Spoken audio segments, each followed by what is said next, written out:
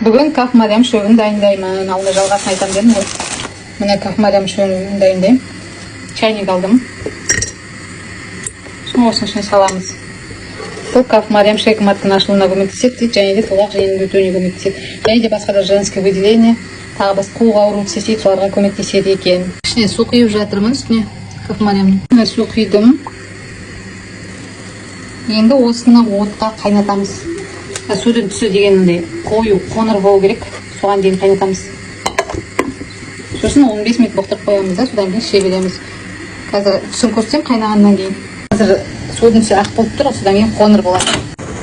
Қайнап жатыр, кахмарям қайнап жатыр. Ашылады кахмарям сол кезде уже. Су деген, цветі деген қоңыр болып өзгере бастайды, сарғыш болып келе жатыр. Қоңыр болып келе жатыр, сәл қайнатамын, сосын өшіріп тастаймын. 15 минут бұқтырып қойдым, енді осыны біз стаканға құйып ішемін. Стаканнан цвет көрінбей тұр, қоңыр түс. Сарғыш қоңыр. 37 апта 4 күн болып жатыр. 37 апта 4 күн. Мен 3-ші күн ішіп жатырмын, 3-ші рет ішіп жатырмын.